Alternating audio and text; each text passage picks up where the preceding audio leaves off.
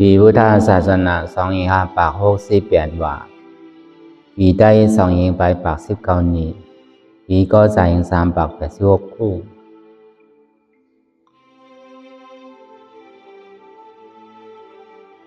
ปีคิดวันที่5เดือนเพฟวารีปี2025เดือน3ใหม่8ค่ำในก็เฮาได้มาสับแรงรายจ้างตือกรรมอนัตตาวิปัสสนาภาวนาเรียนเฮาได้มาเปิดปางทลาปอกกรรมทน13ที่ว่าอนัตตาวิปัสสนากรรมฐานหนองเขียวเอิ่งวันลมลอยสะทงวิ่งตาขี้เล็กเมืองไตปลอกคง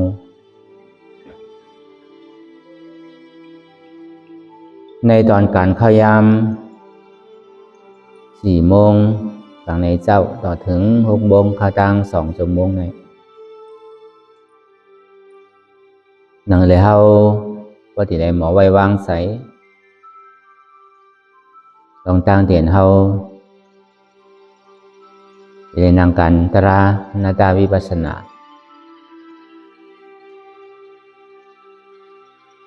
พอนั่งสู้ในก็คือเฮานั่งขากายกด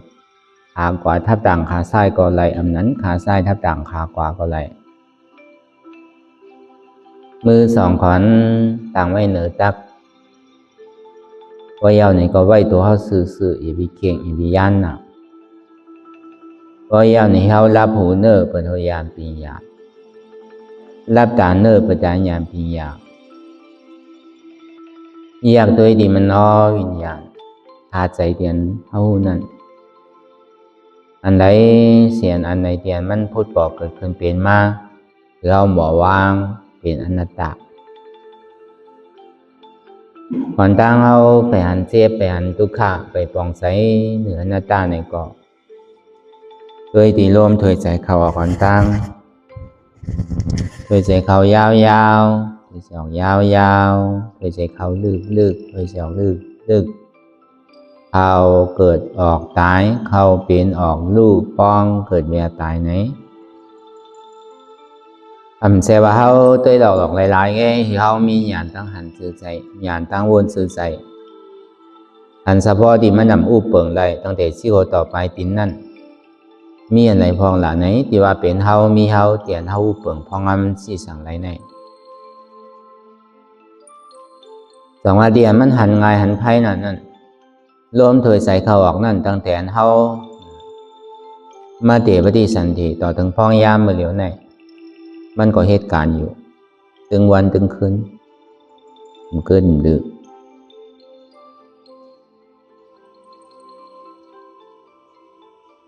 เขาเย้าอย่าไปออกในกล่อมบ้านเลยออกเย้าอย่าไปเขาขึ้นดูในกล่อมบ้านเลย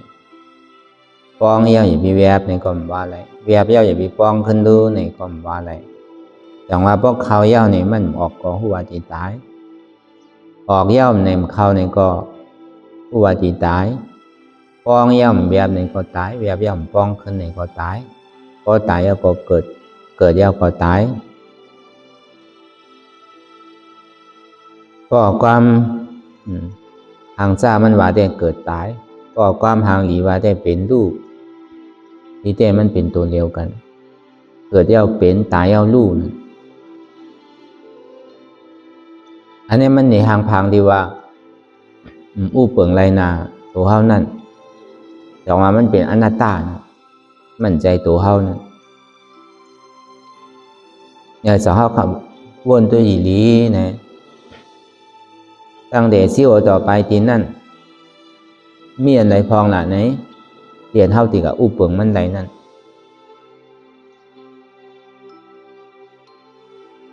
ใครเกิดก็เกิดใครใหญ่ก็ใหญ่ใครเท่าก็เท่าใครเป็นก็เป็นใครตายก็ตายอายุอาสาเขานำมาเยาเนี่ยก็มีหูก็หนกมีตาก็โมมีเขียวก็วางมีเนื้อมีหนังก็เหี่ยวลูกหยาบนางหยาบไปหยาบลูกก็ข้างนางก็ข้างอันในป่องมันเกิงมันเหมือนเก่าก็วันนั้นในเฮาวนทัดสังตัว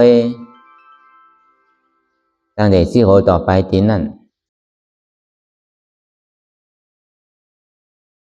มีอะไรที่อันเท่าที่กับอุปเปิงพองมันได้เทพระท่องว่ากายากตาสติกายานุปัสสนาสติปัฏฐานอันเท่าหมอวนทัดสางเสื่องนั้นอันเท่าวนอยู่เสื่องนั้นน่ะมันเป็นดาราน่ะตึงอันเท่าหันนี่ตึงอันเท่าวนนี่ตึงอันเท่าวนนี่ตึงอันเท่าหันนั่นลองมาเหตุการณ์ดาราน่ะก็ในสองมาในอยู่ใจพงใจบิววนหรือวนเหลือเป็นเรื่องเป็นเล่างุนยี่อยู่หยาบขึ้นขั้นขานใจชาเสียมดีวนตั้งหลังปองตั้งหน้าก็บ่ยาวข่มบนสังเหมือนใจมันเป็นอยู่เช่นนั้นในก็คือผู้หันกันจอมเตี่ยมันเป็นอยู่อย่าไปปล่อยมันบนกว่ากาวากาเป็นมีขอบมีแหลนมียาวมีสุดมีตึกคือผู้หันตันจอมเตี่ยมันเป็นอยู่มันวนอยู่นั่นตั้งหลังพ้นมานั่นไหนก็มันสุดเสียงเย้าเมาขึ้นได้เขาวนสื่อก็มันสุดกว่าเย้ามันเป็นของเก่ามันเป็นของตายมันเป็นของดีเอเซตเหมือนหนังน้ำลายเหมือนหนังเคียวนั่นผมจังปอกเก็บกินขึ้นไหลตั้งนานนั่นไหนก็เหมือนหนังก้นตึกนอนรับอยู่แค่พุงมือฮื้อวงนาหรือนาปีนาเปลี่ยนหื้อก็มีไผหูลามไหลก็วันนั้นไหนก็มันเปิงเหมือนหนังก้นตึกนอนรับอยู่อันมันหันอยู่ซ้ำบนอันมันบนอยู่ซ้ำหันนั่นเลยเหมือนหนังก้นตาบอดอันไหนตึงเฮาหันเนี่ยตึงเฮาวนจอมเนี่ยอันเฮาหันเนี่ยเป็นอันหมานแมนซื้อใจเอาอันเฮาวนทัดสางเนี่ยเป็นอันหมานแมนซื้อใจเอาเนี่ยตึงอันลองเฮาวนเนี่ยอันหันเนี่ยก็เบอร์สังเลยมันทิมไรล่ะวนกับกาวากาเป็นย้อนว่าใจในมันก่อมใจของเขา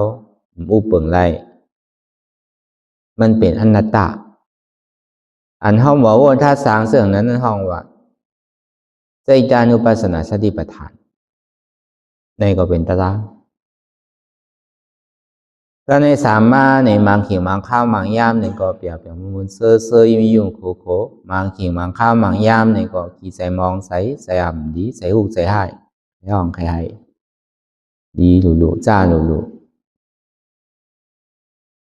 ธรรมดาของโลกล้อกานั่นเนี่ยมันตีดันเปียวมวนเซอมันกวนทุกข่าเหมือนน้ำนำในไหลลองซ้อมน้ำก็ในพอเอามาวนเนี่ยก็มันเป็นตลาดพอซ้อมเนี่ยก็มันเป็นตลาดพอเมื่อไรเลยเอาคืนมาวนเนี่ยนั่นอ่ะเป็นหอเป็นตลาด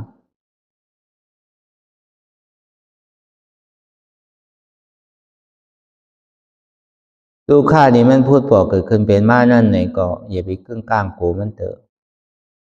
สุขานี่มันพูดปอกเกิดขึ้นเป็นมานั่นไหนก็อย่าไปเนี่ยโจมเถอะ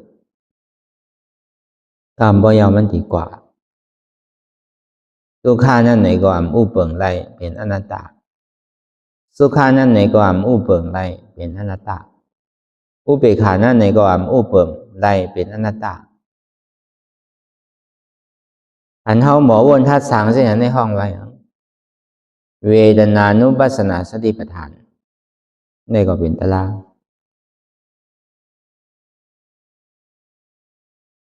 ก็เบอร์เฮาใกล้หันใกล้วนในอยู่วิญญาณเวทนาเป็นอนัตตาสังว่ามันใจตัวเฮาในสัมเป็นสังละสัมเดียวเอาสังว่าเอาสังมาสังตัวละมันเป็นสภาวะอยู่กันหนึ่งสภาวะอยู่กันหนึ่งนั่นมันเป็นรองซื้อหือเนี่ยมันมีรองตั้งสืบเป็นสืบรูปที่กับรูปอันว่านั้นมันอยู่เป็นตีเป็นตั้งมันกึศดื่มเศร้ามันสืบเป็นสืบรูปแหลกลายค่ายกว่าสืบเป็นสืบรูปแหลกลายค่ายกว่าในเป็นสภาวะห่างๆของรูปแต่ว่าเจี๊ยบเนี่ยมันใจว่าที่มีเป็นคือเจี๊ยบเนี่ยมันใจว่าที่มีเป็นสอบเจี๊ยบเนี่ยมันใจว่าที่มีเป็นว่าเจี๊ยบเนี่ยมันใจว่าที่มีเป็นลักแต่ว่ามันใจตัวเฮาเนี่ยมันเป็นยุคถัดที่ว่ามันใจเฮาโลมันซ้ำเป็นสังเนี่ย มันเป็นนามธาตุนามธาตุนั้นซ้ำเป็นหือเจ็บแกนโต่งตอดเนตรชานสันไว้โคมไต่เป็นวายอธาตุธาตุลมมั่นใจใจเฮาเป็นอนัตตาอันฮ้อนอันไม้นั่นเนี่ยอันกล้าอันหนาวนั่นเนี่ยเป็นเตโชธาตุธาตุไฟเนี่ยมั่นใจใจเฮาเป็นอนัตตาอันนักอันแข็งอันโอนอันอ่อนนั่นเป็นปฐวีธาตุมันเป็นธาตุลิ้นมั่นใจใจเฮาเป็นอนัตตาอันจับยายจึมหยอดเป็นดูในเป็นสภาวะอาโปธาตุเป็นธาตุน้ำมั่นใจใจเฮาเป็นอนัตตาเพราะมันเป็นนามธาตุสุขาสุขาอุเบกขาเฮาเปลี่ยวเฮาเจ็บเฮาวาง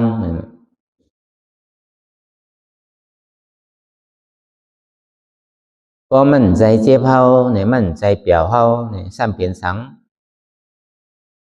เป็นเวทนาธาตุพอเบอร์ปึงอิงเลเซยุคธาตุและนามธาตุมันจะได้เกิดขึ้นเป็นเวทนาเพราะว่าเวทนาธาตุทางคอเนื้อซ้ำนามาลูปังอานิจังพยาเถนะขยาเถนะนิจังวัฏานิปานังนามาลูปังพยาเถนะขยาเถนะสุขังวัฏานิปานังนามาลูปังอนัตตาอาสาลกเถนะสาลังวัฏานิปานังนิปานังปรมังสุขังยุคเลนนามโตเลไสนั้นนามาลูปังอานิจังมันกึมขยาเถนะย้อนว่ามันกึมแน่มันเป็นเพภัยเดือดไม้ห้าวแห้งแข็งมันมีเพภัยอันไรที่อันห้าวแห้งแข็งเหลือในแถงนี่จังว่าด้านนิปานังเนี่ยที่อันมันกึมในมีเนี่ยเป็นทั้งเนี่ยเป็นนิปานนามาลูปังทุกขังก็เบื่อเฮามีอยู่นามขันธาแลเรื่องที่ทุกขาพยาเถนะขยาเถนะนั่นมันเป็นเพภัยเดือดไม่ห้าวแห้งแข็งน่ะมันมีเพภัยอันใดที่อันห้าวแห้งหรือห้าวแห้งแข็งหรือเสียอันห้าวไรมายุ่งนำคันธาเป็นกองทุกข้าลงใน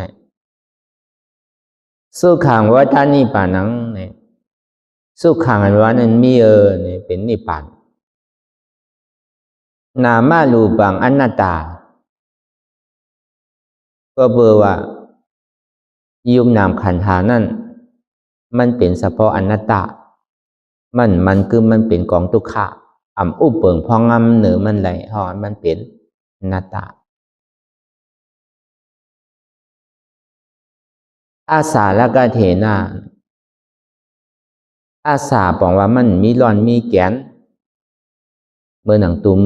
กล้วยที่มันมีร้อนเมื่อหนังบวกไม้มันติ่มมีตาก็ใส่ตั้งเหนือสำหลันลงตั้งไตแต่ว่ามันมีร้อนมีสารจังเพราะว่าอาสาสาลังวัฏานิปานังอันที่มีร้อนมีแกนนั้นมีนิปานังปรมังสุขังเป็นนิพพานในห้องว่าสันติสุขะแต่ว่ามันเป็นของกูกันน่ะพอมีที่อันมันกึมมันกึมในมีพอมีทุกขะสันติสุขะวันนั้นมีพอมีอนัตตาเนี่ยอมตะวันนั้นมีตามที่ไรเฮ็ดซื้อหือแหละที่ไรหาที่ไรหันที่ไรโทบไรญาณนั่นหนึ่งที่ไรหู้จักเสจจาตราทุกขาเสจจะสองที่ไรหู้ที่ไรสาวหาเหตุทางเอาจ้องทุกขะสามมาเนี่ยที่ไรอย่างซ้อมเส้นดังมัชฌิมาปฏิปทาเส้นดังสายกลางเพราะว่ามักกะเสจจะ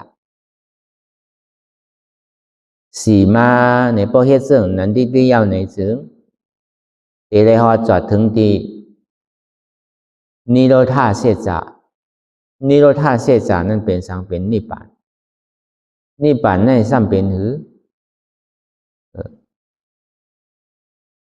เกิดเท่าเป็นตายเป็นนิสะสันติสุขะอมตะธาตุอันนี้ก็อันหนึ่งซ้ำที่แล้วการอะไรเหตุไหนหนึ่งภาวนากิจจะนางรับตาเนื้อเปิดใจญาณปัญญาอยากด้วยขันธาที่โหต่อไปติ้นหาตัวดีที่มันพูดบอกเกิดขึ้นเป็นมานั้นมีสังพองเป็นหือพองหันสังพองที่ได้หาหันสังหาหันเสียจ่าหาหันเจ็บแกนโต้งตอดเนสานสันไว้โคมไต่ไม้กระดอนแข็งสู้ตุ้มเจ้าใหญ่จิ้มหยอดเป็นลูกแน่เอาภาวนาหาพอหายาวนำเป็นนำไม่ยาวเจ็บมาลอยๆเจ็บมากลางๆเจ็บมานำยาวย้อนเปิดสังเลยเจ็บในดีแล้วเอาหยาดสอหาตัวย้อนเปิดสังเลยเสียบไม้แกนต้งตอดเนสานอยู่ไหนก็เบอร์ลองตั้งเจ็บแน่มันเช็ดจ่าหรือเบอร์เนาะลองตั้งเกิดตั้งเท่าตั้งเป็นตั้งตายแน่ตาเฮาที่มาวนเอาเป็นตะลาเนี่ยมันขยับไว้หนึ่งมันขยานนิดหนึ่งเพื่อการลองตั้งเจ็บแกนต้องตอนนี้สันในพอหันหนังรับตากำไหลก็ตึงหันกำนันกำเดียวพอตัวกว่าว่าเรียกวันหนุ่มว่าเทาว่าแก่มาก้นปีก้นยอมว่าวนเจ้าเมฆามว่าผู้หญิงผู้ชายตึงหันกันกูก็แต่ว่ามันเสียจ่าเรือในกลมมีอย่างทางไม่นานหมายเมียนซื้อใจเดืออันหันในกลมมีอย่างแท้แน่บอกว่าภาวนาคิดจะ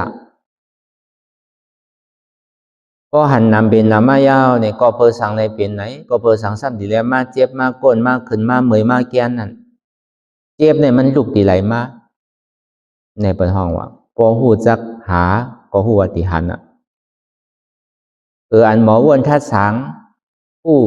ทัดสังตาดีหาเสื่องนั้นนั่นทัศนากิจจาทัศนากิจจานั้นสาวหาเหตุทางเราอจ้องทุกขะเหตุทางเราจ้องทุกขะในลูกตีไหลมาเนี่ยพอดีคือมันป่องแจงเลี้ยงใจก็ลูกตีเปิ้นลูกตีเฮาลูกตีเขาลูกตีเก๋าย้อนเปิ้นมีเฮามีเขามีเก๋าลูกตีอันนั้นมา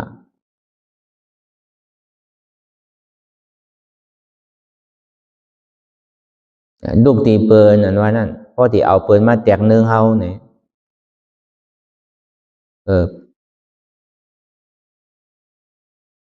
เปิ้นแค้มเดือเก๋าได้สังเก๋าแค้มเดือเปิ้นได้สังเปิ้นเป้งเก๋าเป้งเปิ้นได้สังเปิ้นย่ามเดือเก๋าซ้ำย่ามเดือเปิ้นได้สังใช่ไหมลูกตีอันนั้นมาก็ในพวกเอาไล่จ้างตื้อกรรมว่าเต้ในลูกตีว่า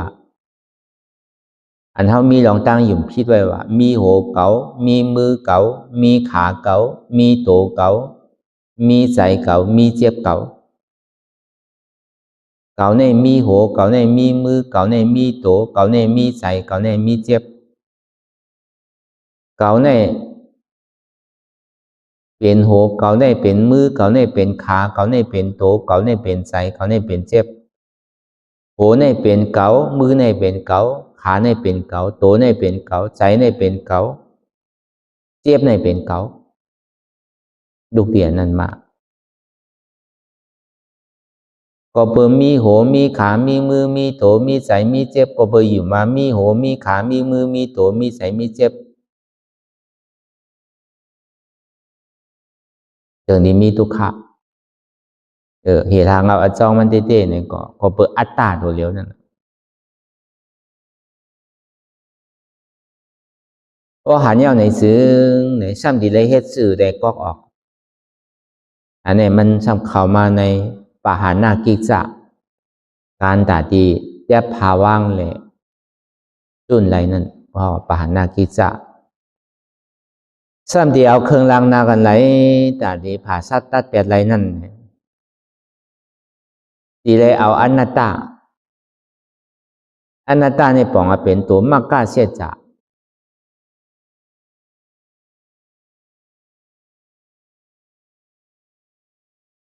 อัตตาสัมเป็นสมุทัยเสจจะ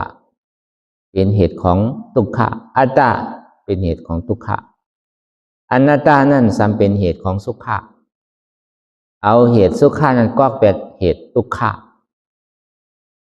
เพราะเหตุทุกขะพูดบอกเกิดขึ้นเป็นมาเย้าในซึ่งโหเก่ามีขาเก่ามีมือเก่ามีโตเก่ามีใจเก่ามีเจ็บเก่ามันเป็นอนัตตาพอมันมีโหมีขามีมือมีโตมีใจในซึ่งเราสั่งไล่อย่าไปมันเจ็บมันโกนมันขึ้นมันเหมยมันแกน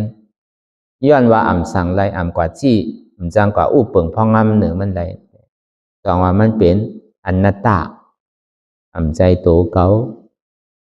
อนัตตาใจโหเก่าอนัตตาใจแอวเก่าอนัตตาใจขาเก่าอนัตตาใจต้องเก่าอนัตตาใจนี่ก็ใจเก่าอนัตตาเจ็บนี่ก็ใจเก่าอนัตตาอันนี้มันเป็นตัวปหานากิจจะก็เอสิไหนอยู่ที่เดียวในถึงเนี่ยใจอัตตาตัวนั้นมันดีตกก็ใจอัตตามันตกกว่าเย้าเนี่ยก็วิจิกิจฉานั่นก็ตกแบบ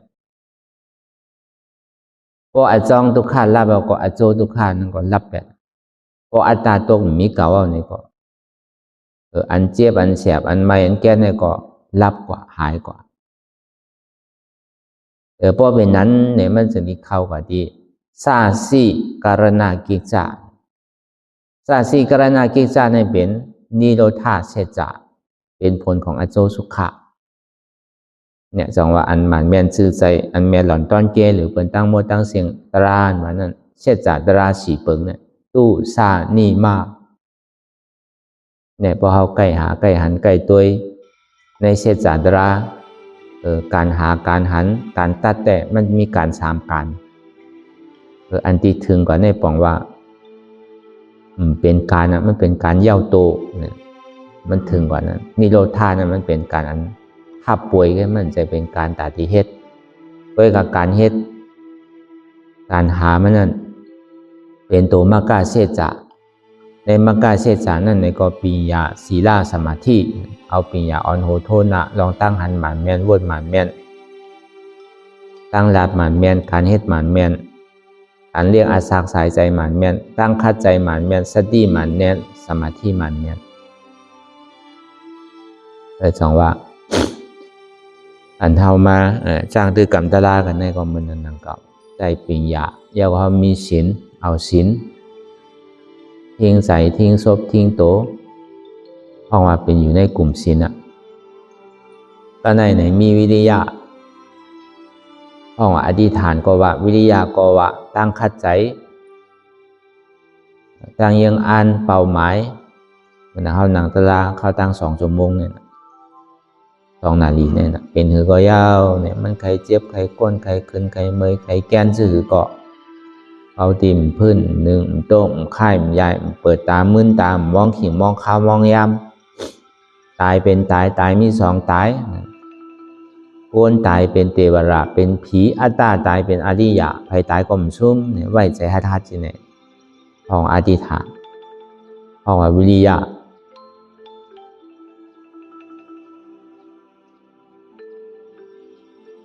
สัมมาวิริยะสัมมาสติเนี่ยพอมานั่งตัวพอใจเขาพงตั้งหน้าผิวตั้งหน้าวนกว่าลองไตลองเนื้อในซึ้งพอมือเหลียวเนี่ยใจลองเกาวนเนี่ยมันเป็นลองอันมีเดะด้วยกับอันเกาหันอยู่พ้องยามเหลียวเนี่ยที่ก็มานั่งตาลาอยากด้วยขันธาชิโอต่อไปนี้เนี่ยเราอยู่ที่ในคือเขาพอตื่นหูตัวไว้เฉยในห้องเป็นสมาสติก็ในสมาสมาธินั่นเนี่ยก็ตั้งมันทำสันควันยกย้ายค่ายหนึ่งเขามันนั่งภาวนาเนี่ยเป็นห้องว่าสมาสมาธิตั้งมันแต่ว่าศีลใสใจนิ่มหยานเกิดศีลอันว่านั่นให้ถือเข้าโตใสใจใสสมาธิอันว่านั่นให้ถือเข้าโตนิ่มใจนิ่ม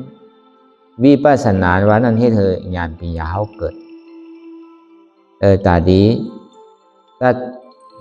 ขาดแปดกิเลสนั่นเนี่ยก็เป็นปัญญาก็เป็นลองตั้งหันหมันแมนวนหมันแมนนั่น จังว่าหาปรมัตถ์หันปรมัตถ์ไลปรมัตถ์เป็นปรมัตถ์หาอันเต้หันอันเต้ไลอันเต้เป็นอันเต้หาอันเต้เป็นสังละหาเจ็บหันเจ็บภาพเจ็บเนี่ยก็วางเหตุเจ็บเป็นอนัตตาหันทุกขาหูทุกขาภาพทุกขาวางเหตุทุกขาเป็นอนัตตาเหตุเจ็บเหตุทุกขาเป็นสังเนี่ยทำมีก็คือปอหันทำใจเนี่ยก็คือปอหูทำมีหันสังละหันเจ็บแกนต้งตอดเมฆชานสันไว้โคมไต่ไม้กระร่อนแข็งสู้ตุ่มจับใหญ่จึงหยดเป็นลูกทำใจหูอันเจ็บแกนต้งตอดเมฆชานสันไว้โคมไต่ไม้กระร่อนแข็งสู้ตุ่มจับใหญ่จึงหยดเป็นลูกในเป็นอนัตตาทำมีหันว่าอ่ำใจโหเก่าอ่ำใจขาเก่าอ่ำใจมือเก่าอ่ำใจโตเก่าอ่ำใจใจเก่าอ่ำใจเจ็บเก่าทำใจหูว่ามันเป็นอนัตตาอันเฮาหมอวนเอาอนัตตาก็เนี่ยมันเป็นธรรมานุปัสสนาสติปัฏฐานห้องว่าอนัตตาตรานี่ก็ว่าอนัตตาวิปัสสนานี่ก็ว่าพอเป็นมหาสติปัฏฐานนี่ก็เป็นธรรมานุปัสสนาสติปัฏฐาน